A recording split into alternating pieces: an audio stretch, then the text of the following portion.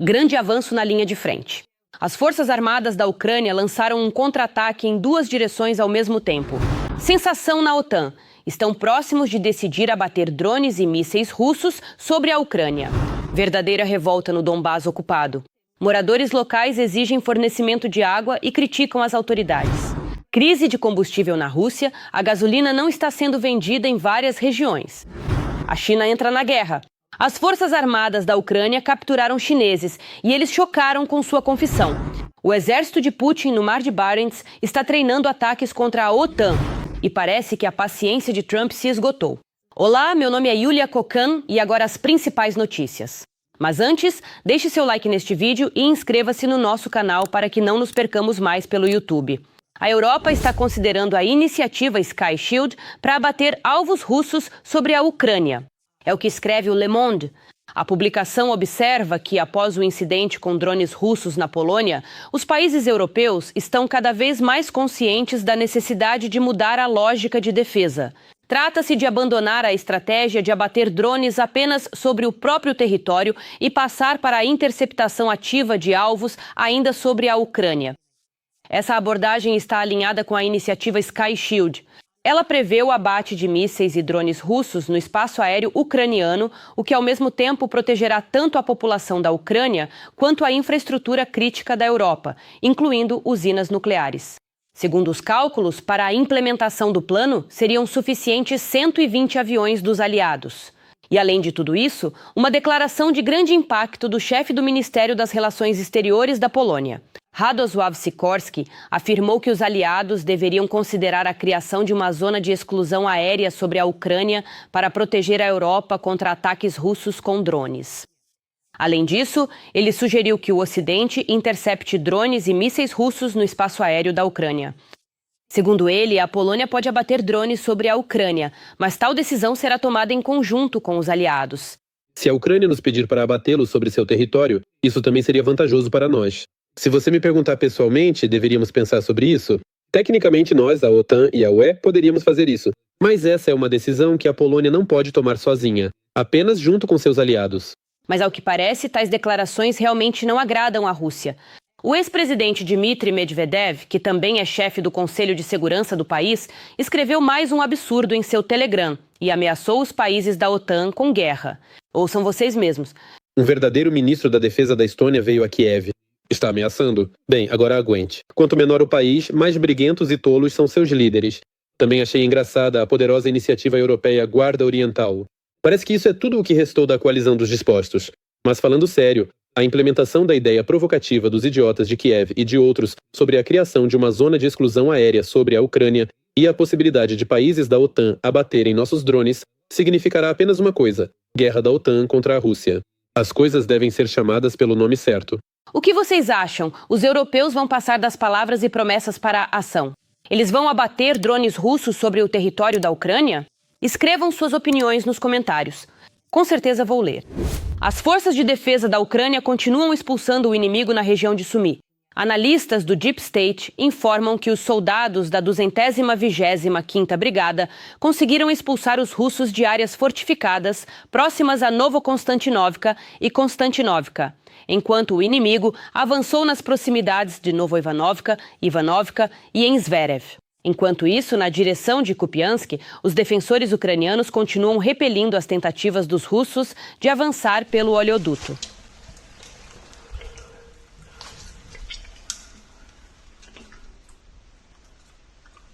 Os militares ucranianos colocaram arame farpado dentro do oleoduto para impedir que as tropas russas o utilizem. Em Kupiansk, tanto o que avança pelos arredores do norte quanto o que tenta passar pelo tubo já são conhecidos há muito tempo pelos combatentes e há muito tempo encontram resistência. A informação não era divulgada, inclusive pelos rapazes do Deep State, suspeito que por motivos de segurança de certas ações nossas anteriormente. Um militar, com um indicativo de chamada oficial, relata uma situação relativamente estável na direção de Volchansk. O inimigo, diz o militar, utiliza ativamente drones aqui. A direção é bastante específica, pois foi exatamente aqui que, cerca de um ano atrás, começaram a aparecer os primeiros sinais de um fenômeno agora tão popular como a Killzone. Kramatorsk só agora está começando a sentir, por causa dos drones FPV inimigos estando a 20 quilômetros da linha de contato. Já na direção de Volchansk, essa situação existe há muito tempo. O inimigo vem causando problemas logísticos já há vários meses. Os ataques dos russos continuam também na região de Dnipropetrovsk. Na região de Dnipropetrovsk, o inimigo realiza operações de assalto diariamente, concentrando-se principalmente nas estradas asfaltadas centralizadas e avançando ao longo delas em direção aos assentamentos na direção de Pokrovsk. Enquanto isso, na direção de Dobropol, as unidades das Forças Armadas da Ucrânia, Guarda Nacional, limparam o povoado de Pankevka e as áreas adjacentes dos ocupantes russos. No entanto, os russos continuam avançando, e vale destacar a que custo esse avanço está acontecendo. Os batedores ucranianos interceptaram uma conversa em que uma russa descreve a situação de seu parente ocupante na guerra contra a Ucrânia. O Dimka está no hospital, sim. Ontem ele entrou em contato. A perna, resumindo, 3 buracos e um estilhaço no pescoço. Mas não tiraram, não quiseram tirar. E ele me disse que se tirarem, então vou demorar muito para me recuperar. E se eu demorar muito, para eles isso não serve. Eles querem que isso cicatrize mais rápido para me mandar de volta. Bem, de 25, só 2 sobreviveram. Aparentemente, sim, ele já entendia isso quando chegou lá, depois de 5 dias de treinamento. Veja mais detalhes sobre a situação na linha de frente na análise dos nossos jornalistas. Os ocupantes estão tentando romper a defesa ucraniana. Os russos estão avançando simultaneamente em 5 setores da linha de frente. Assim, na direção de Velikomikhailovka, na região de Zaporizhzhia, o inimigo está se preparando ativamente para a fase ofensiva. O principal objetivo dos ocupantes é chegar até a vila de Verbovoi. Nós descobrimos que haveria ações de assalto, mas não esperávamos que o inimigo avançasse por uma frente tão ampla. A situação está um pouco melhor na direção de Novopavlovka. Aqui nossos defensores conseguiram tomar o controle do povoado de Filial. Anteriormente ele foi repetidamente atacado pelo inimigo, que tenta tomar o seu controle. Mas agora as posições estão sendo mantidas pelas Forças Armadas da Ucrânia. Este nó tático, explicam os militares, é extremamente importante para as Forças Armadas da Ucrânia, pois permite monitorar o movimento da infantaria e do equipamento do ocupante. A situação é difícil, mas estável também na direção de Pokrovsk. Os principais combates ali estão concentrados na região de Vladimirovka. As Forças Armadas da Ucrânia controlam a maior parte do povoado, mas o inimigo não para, realiza ataques com bombas aéreas guiadas, tenta mudar a situação tática e pode tentar pressionar nossas linhas. Ao mesmo tempo, as unidades ucranianas realizam contra-ataques ao sudeste de Sofiivka para retomar o controle das plantações locais. O inimigo não é burro. O inimigo não é nada burro. Após cada ataque, eles fazem uma análise. Eles pegam o que funciona e usam da próxima vez. E aquilo que não funciona, eles deixam de usar. Por isso, de fato, neste caso, houve uma interação muito ativa dos operadores de FPV. Houve uma interação ativa com drones de reconhecimento do tipo Zola. Depois os Lancets já decolaram. O inimigo reage de forma muito ativa. Na direção de Konstantinovka, o exército russo tenta se consolidar nos conjuntos de casas de campo antes da cidade, acumulando forças e equipamentos para um avanço. No entanto, nossos combatentes estão sistematicamente atingindo os ocupantes, por isso a localização ainda permanece em uma zona cinzenta condicional. O vetor principal dos russos agora é o flanco sudeste. É justamente dali que pode começar o principal ataque à cidade e o curso futuro dos combates depende da nossa capacidade de detectar e eliminar a concentração de forças inimigas a tempo. É muito. Bem trabalhou a artilharia. Muitos desses veículos leves, automóveis, explodiram em minas, pois, como uma brigada normal e comum do ponto de vista da engenharia, nós fortificamos muito bem a linha de frente. Os combates também não cessam na direção de Severesk e Liman. Dronovka, a própria Severesk e as aldeias próximas nos arredores da cidade foram atingidas pelos ataques. Continuam as ações de combate ativas também em Zareshnoye. Não há controle estável sobre aquele território, nem da nossa parte, nem do inimigo.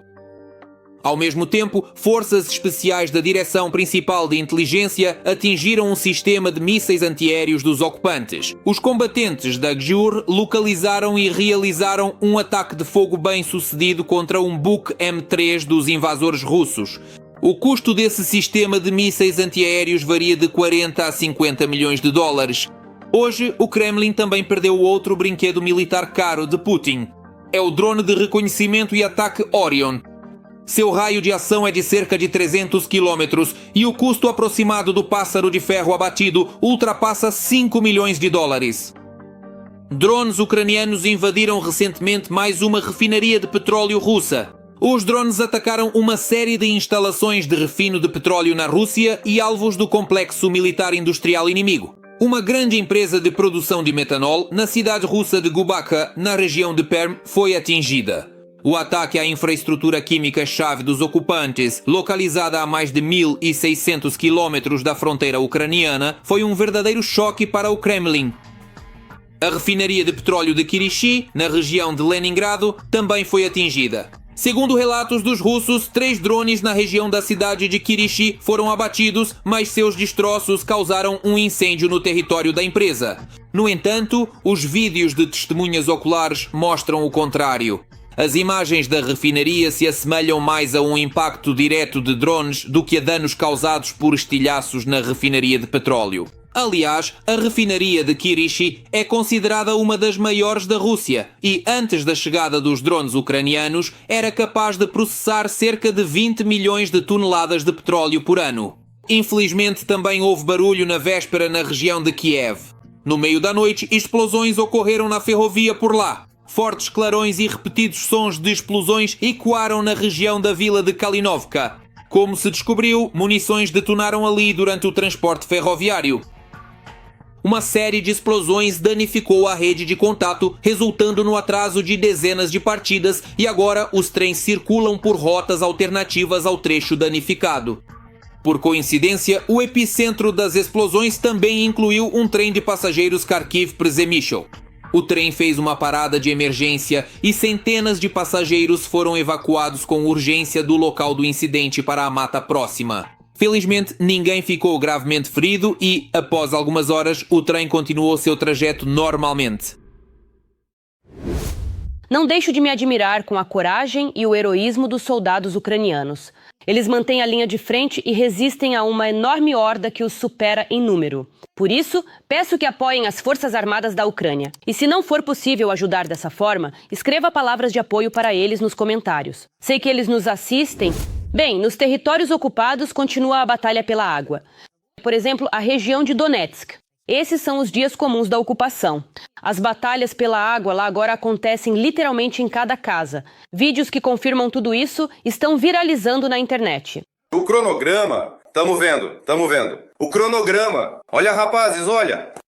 O cano de água comum vai até a entrada do prédio, onde eles o instalam no 5º andar para assim realizar o bombeamento da água. Não criaram isso para si.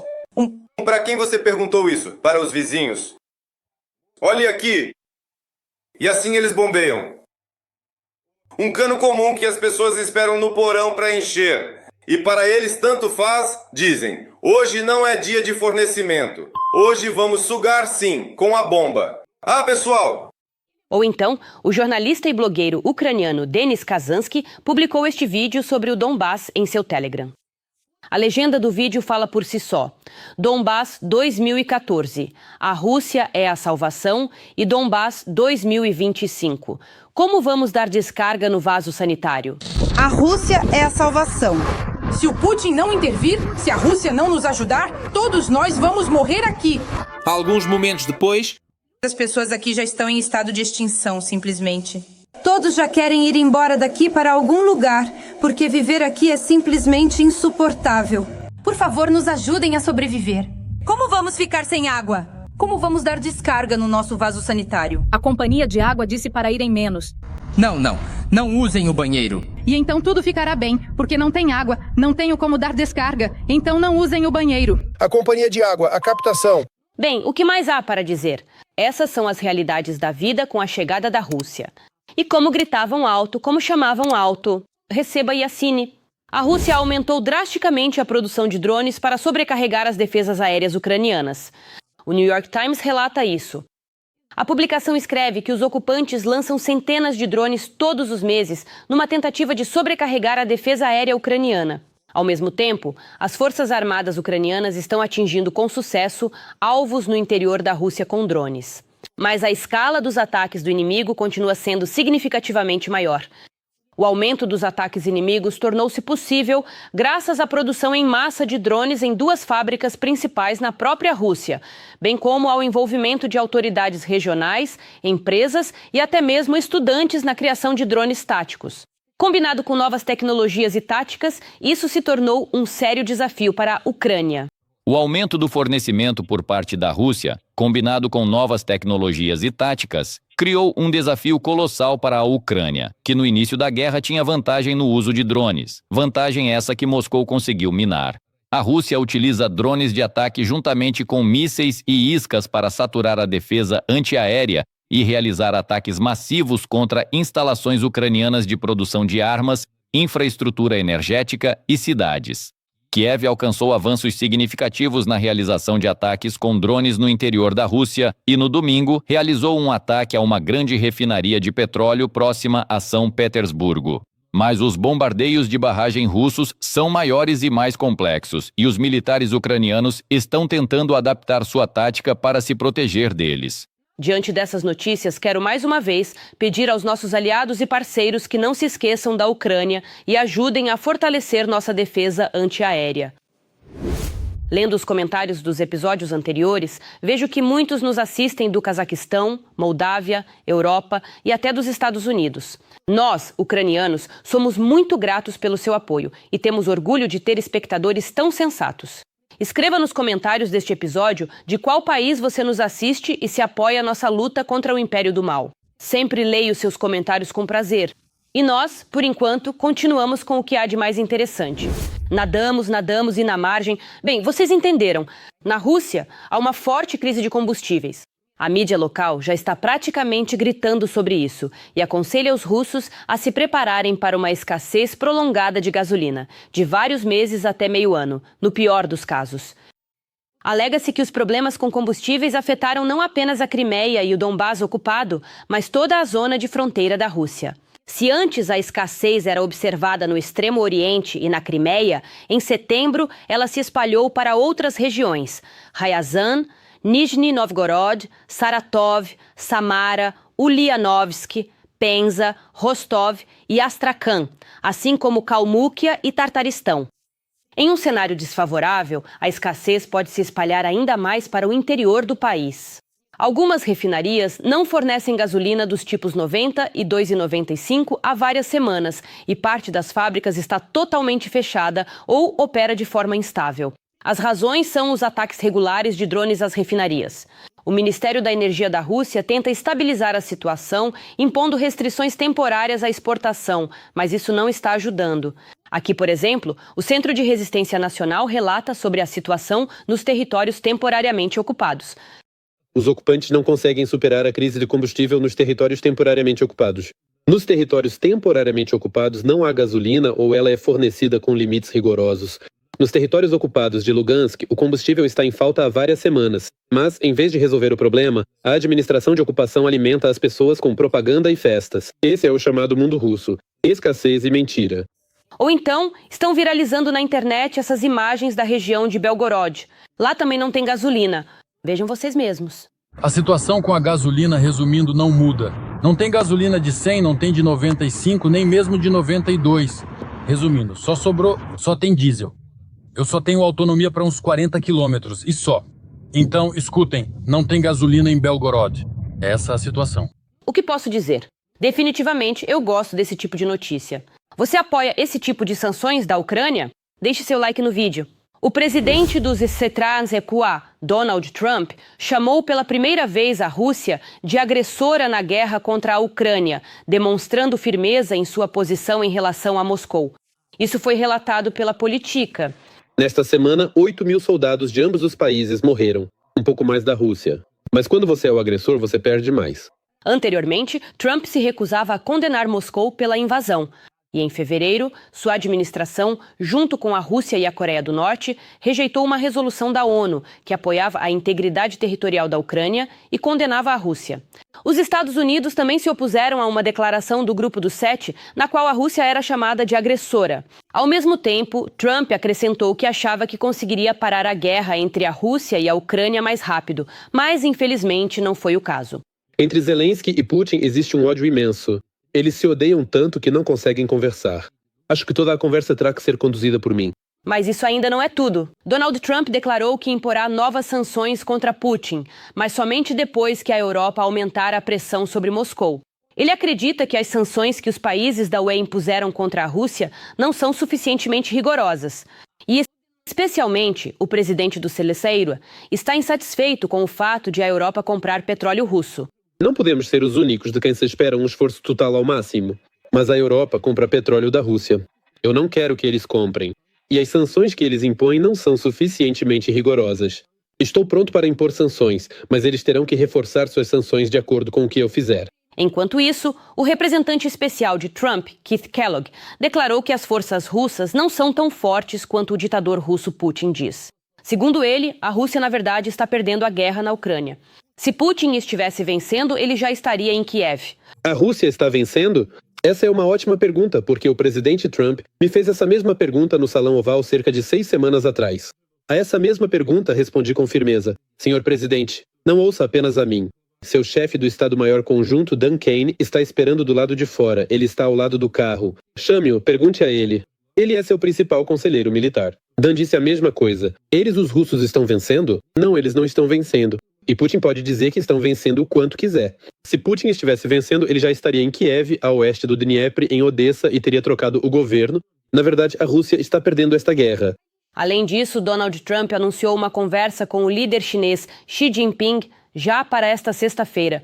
Além disso, o presidente americano informou que a reunião comercial com a China na Europa foi bem sucedida e que o acordo sobre uma determinada campanha, importante para a juventude americana, está quase concluído. A resposta da OTAN: a aliança está se preparando para retaliar pelos drones sobre a Polônia. Enquanto isso, o exército de Putin, no Mar de Barents, está treinando ataques contra a OTAN. Mais detalhes na reportagem. O ataque de drones russos à Polônia e os exercícios militares Zapad 2025 na Bielorrússia são um ensaio para um ataque ao flanco leste da OTAN. Nos exercícios na Bielorrússia, a Federação Russa está treinando a tomada do corredor de Suwałki. A Rússia nem sequer esconde seus objetivos e tarefas. Em Kaliningrado, a Rússia exibe publicamente, em plena luz do dia e em uma estrada movimentada, o deslocamento de um Iskander. E o Ministério da Defesa do país agressor relata diariamente ataques simulados bem-sucedidos com mísseis e bombas, utilizando aviação e marinha, contra o território da Aliança do Atlântico Norte. As tripulações dos aviões MiG-31, equipados com o complexo de aviação Kinzhal, realizaram um voo sobre as águas neutras do Mar de Barents como parte do Exercício Estratégico Conjunto Oeste de 2025. Durante a execução da missão de treinamento de combate, as tripulações simularam um ataque aéreo contra alvos críticos do inimigo. Em resposta, a OTAN está fortalecendo seu potencial militar nos países vizinhos à Rússia. Segundo a mídia polonesa, a missão Guarda Oriental, anunciada na véspera por Mark Rutte, já começou. O Estado-Maior polonês publicou imagens do pouso de um avião de transporte francês A-400 em Minsk Mazowiecki. Ele entregou armamentos para os caças Rafale, que, como se descobriu, já estão na Polônia. No âmbito da missão, os países da Europa Ocidental e do Norte estão reforçando o potencial técnico-militar dos países mais vulneráveis à ameaça russa. Nessas atividades participarão, em particular, Dinamarca, França, Grã-Bretanha e Alemanha. Isso é bem revelador. Ou seja, estamos falando da aplicação prática do artigo 5 do Estatuto da OTAN, ou seja, segurança coletiva. No território tanto da Polônia quanto dos países bálticos está ocorrendo a realocação de unidades tanto das forças armadas desses países quanto, consequentemente, dos países membros da OTAN. Em primeiro lugar, trata-se do fortalecimento das fronteiras terrestres com o objetivo de prevenir possíveis provocações. Também está sendo reforçada a defesa do céu oriental. França, Grã-Bretanha e Alemanha estão transferindo para o território dos países que fazem fronteira com a Rússia caças Rafale e Eurofighter, além de sistemas adicionais de defesa antiaérea. Qualquer inação, é claro, é uma demonstração de fraqueza que incentiva a Federação Russa e todos os demais no futuro a violar aquelas, digamos, fronteiras da arquitetura que foram estabelecidas lá na Ordem Hanseática Potsdam, que agora os Estados Unidos da América tentam manter. Agora, a questão é se os Tebiroás apoiarão a Europa. Após a reação ambígua de Donald Trump, os políticos europeus começaram a duvidar da disposição de Washington em, na prática, defender as fronteiras da OTAN. Qual é a sua reação à invasão de drones na Polônia? Isso poderia ter sido um erro? Poderia ter sido um erro? Mas, independentemente disso, não fico feliz com nada relacionado a essa situação. Mas espero que isso termine. No Kremlin, observam a resposta da Europa e dos EUA. Fraqueza e ignorar o problema será um convite para que Putin passe dos ensaios ao ataque real. Conheçam Li Bin e Xiao Xinguin. Um deles é operador de drones, o outro é engenheiro de minas. Um dos soldados russos gravou estas imagens e contou sobre o recrutamento do exército de Putin com mercenários como esses da China, que vieram lutar contra alguns nacionalistas. Ouçam o que eles dizem. Recebemos convidados ilustres da China em nosso centro de treinamento, mas eles não são apenas convidados, são participantes da operação militar especial. Um deles é operador, o outro é engenheiro de minas. Eles estão se preparando, como uma equipe de combate, para infligir danos de fogo às forças nacionalistas. E hoje vamos conhecê-los. Como vocês se chamam?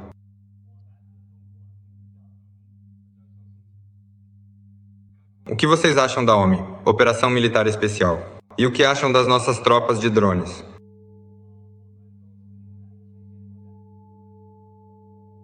O que vocês acham? Como vai terminar a Operação Militar Especial?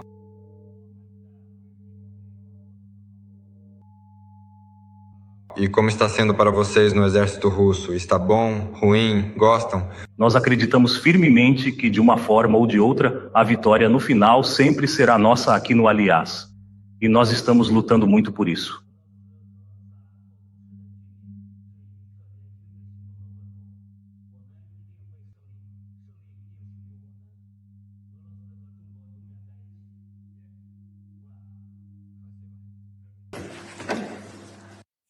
Bem, quanto a vencerão, isso é um pouco exagerado. Como dizem, às vezes é melhor ficar em silêncio. E melhor ainda é voltar para a China. Essa notícia é o verdadeiro SWIFT à moda russa. O trigo está se tornando uma das moedas da Rússia para o comércio exterior. Quem informa isso é a Reuters. A publicação escreve que o escambo está crescendo visivelmente na Rússia. Por exemplo, o trigo é trocado por carros chineses ou sementes de linho são trocadas por materiais de construção. Segundo os jornalistas, os EUA, a UE e seus aliados impuseram mais de 25 mil sanções por causa da guerra de 2022 e da anexação da Crimeia. Washington também impôs tarifas à Índia por seu comércio de petróleo com a Rússia. Ao mesmo tempo, Putin afirma que a economia da Rússia supera as previsões e, em 2 anos, cresceu mais rápido do que nos países do G7. Apesar das previsões de colapso. Mas, segundo o Banco Central, a economia está tecnicamente em recessão e sofre com alta inflação. As desconexões dos bancos russos do sistema SWIFT em 2022 e os alertas dos Estados Unidos aos bancos chineses em 2024 sobre o risco de sanções secundárias tornaram-se especialmente perceptíveis. Por medo de serem afetados por essas sanções, os bancos chineses evitam transações com a Rússia. São justamente essas preocupações que estimulam o retorno ao escambo, que é mais difícil de rastrear. Até agora, o interesse comercial pelo escambo era fraco, mas, segundo a Reuters, já foram registradas pelo menos 8 transações desse tipo, desde a troca de aço e ligas de alumínio por motores navais até outros tipos de matérias-primas. A alfândega russa confirmou a existência de escambo com diferentes países, mas afirmou que o volume dessas operações é insignificante em comparação com o comércio total. Interessante, o que será trocado no escambo da próxima vez? Escreva suas sugestões nos comentários. Com certeza vou ler. O que você achou das nossas notícias? Escreva o que devemos mudar para ficarmos ainda melhores.